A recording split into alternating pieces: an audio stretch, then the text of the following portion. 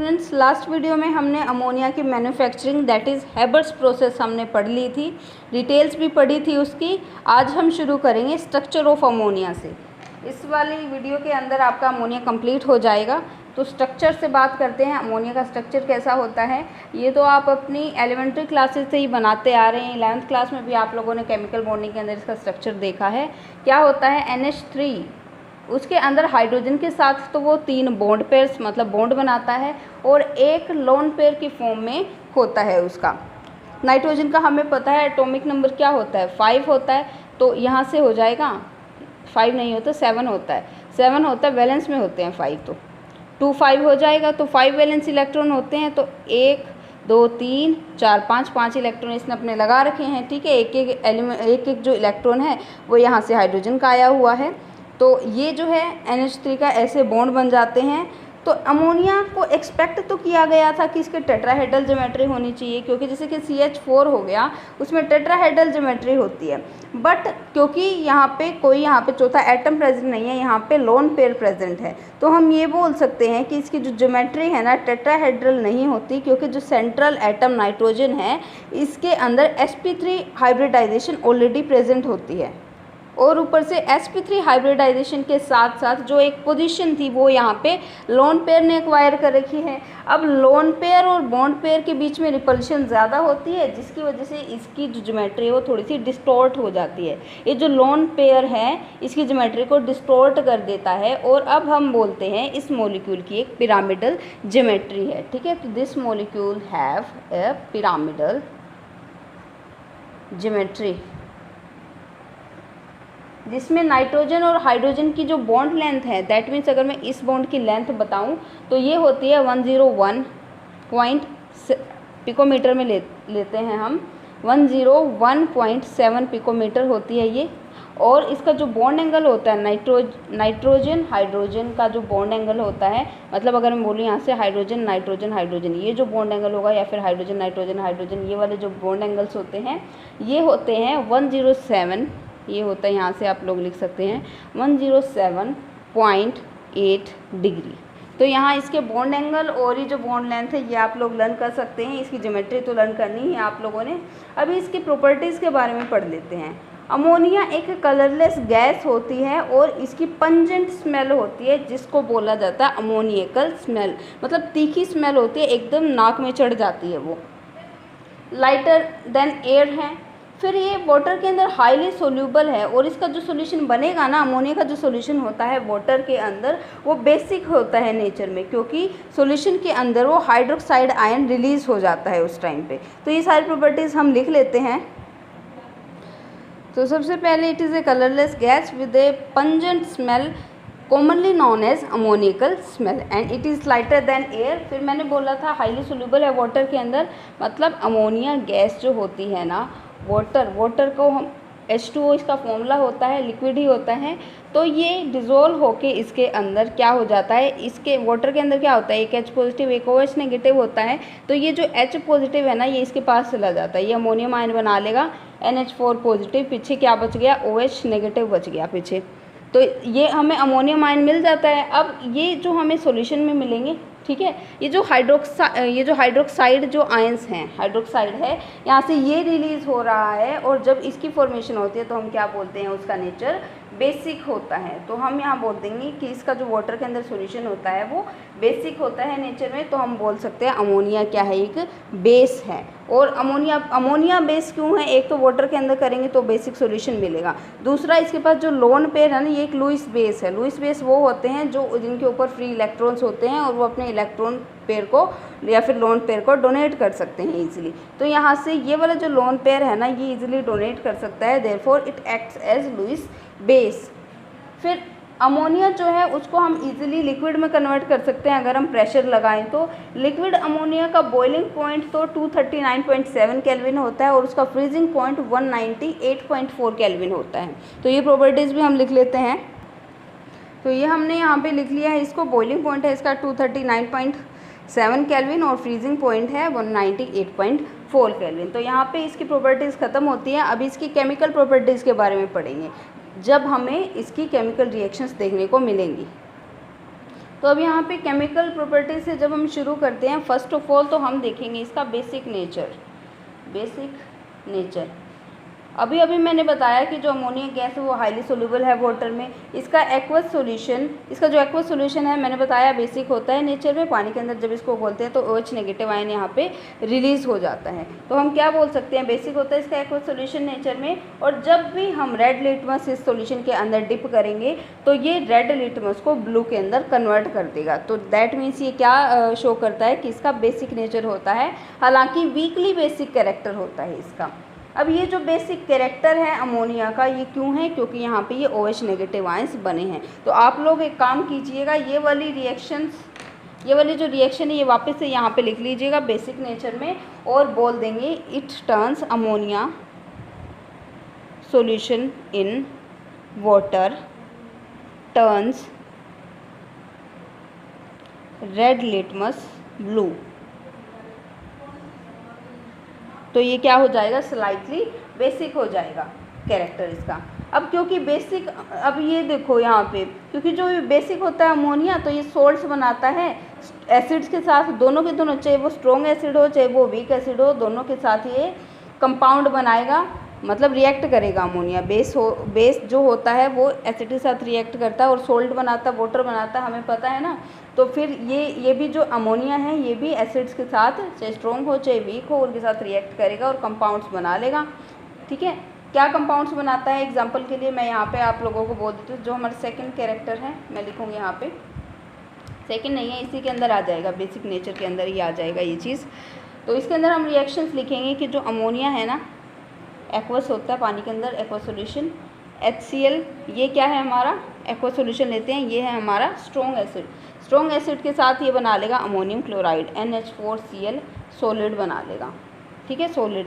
फिर यहाँ पे अमोनिया जो है, फिर से इसका एक्वस सॉल्यूशन लेते हैं H2SO4 सल्फ्यूरिक एसिड के साथ ये रिएक्ट करेगा और ये अमोनियम सल्फेट बना लेगा। अमोनियम सल्फेट का फॉर्मूला हो जाएगा, कैसे फॉर्मूला याद करोगे, देखो सल्फेट जो होता है उसके ऊपर 2 नेगेटिव चार्ज होता है, SO4 2 नेगेटिव होता है, तो अमोनियम कितने लगाने पड़ेंगे, एक अमोनियम के ऊपर +1 चार्ज होता है तो 2 अमोनिया के ऊपर +2 चार्ज हो जाएगा। तो यहाँ से क्या बोल सकते हैं हम, NH4 अमोनियम सल्फेट बना लिया यहाँ से।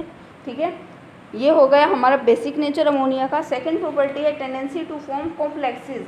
ये अमोनिया जो है ना, ये लुईस बेस होता है, हमें पता है, इसके ऊपर लोन पेयर होता है इलेक्ट्रॉन्स का नाइट्रोजन एटम के ऊपर। तो ये क्या करता है, उस लोन पेयर को डोनेट कर देता है ऐसी स्पीशीज़ को, मतलब ट्रांजिशन मेटल स्पीशीज़ को ये डोनेट कर देता है। अभी आप लोगों ने शायद ही पढ़ा हो कोऑर्डिनेशन नाम का चैप्टर, कोऑर्डिनेशन कंपाउंड्स, बट अगर आप लोगों ने पढ़ा होगा ना तो आप लोगों को पता चलेगा कि जो ट्रांजिशन मेटल कंपाउंड्स होते हैं, जो डी ब्लॉक एलिमेंट्स होते हैं, वो क्या करते हैं, कोई भी लुईस बेस होता है उससे इलेक्ट्रॉन डेंसिटी गेन कर लेते हैं और एक कॉम्प्लेक्स बना लेते हैं। कैसे बनाते हैं हम भी देखते हैं। ये सेकंड कैरेक्टर हो जाएगा टेंडेंसी टू फॉर्म कॉम्प्लेक्सेस।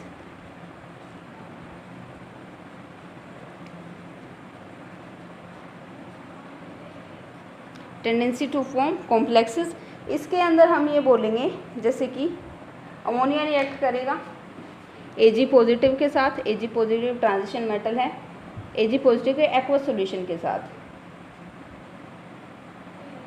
ये एक्वस रहेगा अमोनिया, सोल्ट बना लेगा या फिर कॉम्प्लेक्स कंपाउंड बना लेगा AgNH3 पॉजिटिव टाइप का। ठीक है, ये पानी के अंदर होता है, एक्वस होता है। फिर यहाँ से हम बोल सकते हैं जो कॉपर 2 पॉजिटिव होता है, एक्वस सॉल्यूशन अगर इसका ले, इसके साथ भी अमोनिया रिएक्ट कर सकता है, अमोनिया का एक्वस सॉल्यूशन लेना है ऑब्वियसली। ये जो कंपाउंड होता है ये कलरलेस होता है। कॉपर के साथ जो कंपाउंड बनाएगा ये बनाएगा कॉपर NH3 और यहाँ से 2 पॉजिटिव। कॉम्प्लेक्स कंपाउंड्स हैं ये, कोऑर्डिनेशन कंपाउंड्स में आप लोग पढ़ोगे इन चीज़ों को। फिर कैडमियम 2 पॉजिटिव के साथ ये रिएक्ट कर सकता है अमोनिया, फिर से बनाएगा एक कॉम्प्लेक्स CdNH3 2 पॉजिटिव, ये भी एक्वस में बनेगा, मतलब पानी के अंदर रहेगा ये कॉम्प्लेक्स आयन। तो ये देखो इसने क्या बना लिए हैं, कॉम्प्लेक्सेस बना लिए हैं। तो ये सारे कॉम्प्लेक्सेस इसीलिए हम बोलते हैं कि ये जो बॉन्ड बनाता है ना अमोनिया, यहाँ पे ये कैसा बॉन्ड रहेगा, कोऑर्डिनेट बॉन्ड रहेगा। ठीक है, तो ये सारे जो कोऑर्डिनेट बॉन्ड क्या होता है, इसको हम डिटेल के अंदर कोऑर्डिनेशन कंपाउंड्स नाम के चैप्टर में पढ़ेंगे। तो अभी कोई फ़ायदा नहीं है डिस्कशन करने का इसके ऊपर। अब जैसे ऊपर वाला कंपाउंड कलरलेस था, ये वाला कंपाउंड रहेगा डीप ब्लू कलर का। तो ऐसे करके ना ये जो कंपाउंड्स होते हैं ये कलर होते हैं, तो कलर्ड होंगे तो हमें पता चल जाएगा हमने अमोनिया को अगर Cu2 पॉजिटिव के साथ रिएक्ट करवाया है, अगर डीप ब्लू कलर का एक्वा सॉल्यूशन बन गया, मतलब ऐसे कॉम्प्लेक्सेस बन गए, तो इसका मतलब क्या हो जाएगा कि वो Copper2 पॉजिटिव के साथ हमने रिएक्ट करवाया था। अगर हमें कलरलेस मिलेगा अमोनिया के साथ तो हम बोल सकते हैं कि Ag पॉजिटिव हो सकता है वहाँ पे। तो ऐसे करके ना हम ये जो आयंस हैं, मेटल आयंस, इनकी डिटेक्शन में भी हेल्प करते हैं। मतलब ये जो ऐसे कॉम्प्लेक्स कंपाउंड्स जब बनते हैं तो इसकी बहुत ज़्यादा एप्लीकेशन होती है जब हमें मेटल आयंस को डिटेक्ट करना होता है, जैसे कि Ag पॉजिटिव हो या फिर Cu2 पॉजिटिव हो, इन सबको हम डिटेक्ट कर सकते हैं इन प्रॉपर्टीज़ की हेल्प से। अभी नेक्स्ट प्रॉपर्टी जो हम पढ़ेंगे, it is precipitation of heavy metal ions from the aqueous solutions of their salts. अब इतने लंबी हेडिंग का क्या मतलब है, इसका सिंपली मतलब इसको तोड़ तोड़ के पढ़ो आप लोग।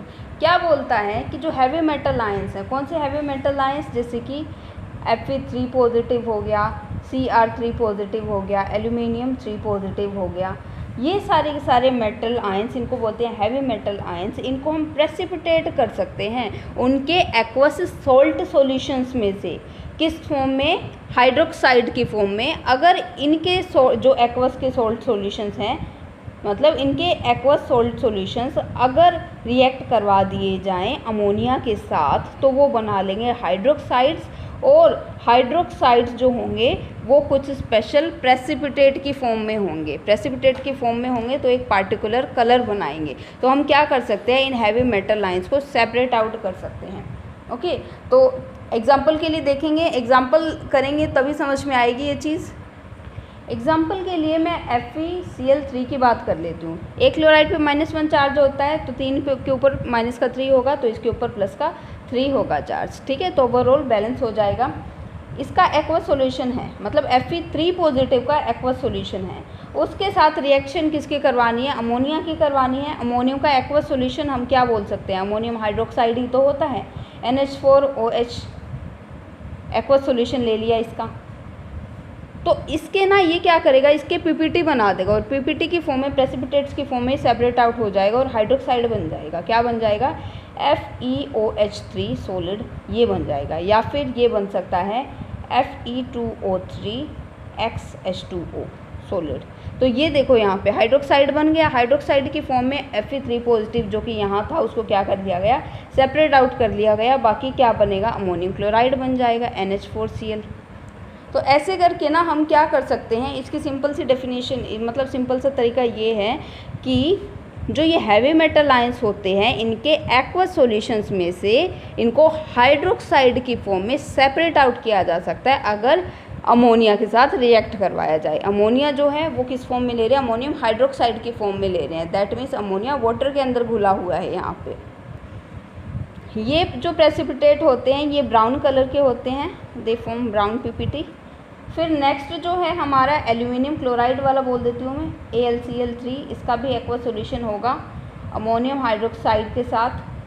अमोनियम हाइड्रोक्साइड एक्वस होगा ओब्वियसली। एल्यूमिनियम हाइड्रोक्साइड की फॉर्म में आ जाएगा ये सॉलिड, ठीक है, क्योंकि PPT बनेंगे। कैसे PPT बनेंगे, वाइट प्रेसिपिटेट्स बनेंगे और यहाँ पे अमोनियम क्लोराइड हो जाएगा अलग, ये सॉल्यूशन में आएगा, ये भी सॉल्यूशन में आएगा। ठीक है, तो ये देखो प्रेसिपिटेट की फॉर्म में अलग हो गया। ऐसे ही हम और एग्जांपल्स भी कर सकते हैं, जैसे जिंक सल्फेट के साथ अमोनियम हाइड्रोक्साइड की रिएक्शन करवा दें, या फिर क्रोमियम क्लोराइड के साथ अमोनियम हाइड्रोक्साइड की रिएक्शन करवा दें। जैसे कि यहाँ देखिए क्रोमियम क्लोराइड का मतलब यहाँ पे देखो Cr3 पॉजिटिव है ये, इसका एक्वस सॉल्यूशन लेंगे अमोनियम हाइड्रोक्साइड के साथ NH4OH, ओब्वियसली एक्वा C होगा, अमोनिया का पानी के अंदर सॉल्यूशन है ये। क्रोमियम हाइड्रोक्साइड सॉलिड, ये PPT बनेंगे ग्रीन कलर के, ग्रीन PPT बनेंगे ये, और अमोनियम क्लोराइड बाहर हो जाएगा। तो सभी की ना सेम रिएक्शन है, एक रिएक्शन याद करो, बाकियों की रिएक्शन अपने आप लर्न हो जाएगी। जिंक सल्फेट का एक्वा सॉल्यूशन है, यहाँ पे देखो Zn2 पॉजिटिव की फॉर्म में है मेटल आयन। मेटल आयन मतलब जिस पे पॉजिटिव चार्ज होता है यहाँ पे। अमोनियम हाइड्रोक्साइड का एक्वा सॉल्यूशन आएगा, एक्वा सॉल्यूशन, और यहाँ पे प्रेसिपिटेट बनेंगे जिंक हाइड्रोक्साइड के। Zn2 पॉजिटिव की फॉर्म में है ना, यहाँ पे भी Zn2 पॉजिटिव था, यहाँ पे भी Zn2 पॉजिटिव है। हाइड्रोक्साइड बने हैं इसके, और कैसा पीपीटी बना है, वाइट प्रेसिपिटेट इसके बने हैं। ये सॉलिड होता है। ये बनाएगा अमोनियम सल्फेट NH4 2SO4। ये सॉल्यूशन में होगा, एक्वस सॉल्यूशन के अंदर। तो जो मिले उसको दूसरे वाले के साथ कंबाइन कर दीजिएगा। मतलब पॉजिटिव और नेगेटिव चार्ज वाली बात है बस यहाँ पे। जैसे कि मैं यहाँ पे अगर आपको ये करके बताऊँ ना, तो ये Zn2 पॉजिटिव फॉर्म में होगा, SO4 2 नेगेटिव की फॉर्म में होगा, अमोनियम +1 की फॉर्म में होगा, हाइड्रोक्साइड -1 की फॉर्म में होगा। तो जो जिंक है पॉजिटिव वाला वो किसके साथ कंबाइन होगा, नेगेटिव वाले के साथ। तो यहाँ पे ये हाइड्रोक्साइड के साथ कंबाइन हो जाएगा, जिंक हाइड्रोक्साइड बना लिया। फिर ये नेगेटिव वाला इस पॉजिटिव के साथ ये अमोनियम सल्फेट बना लिया। तो जस्ट शफलिंग किया इन्होंने एक दूसरे के साथ।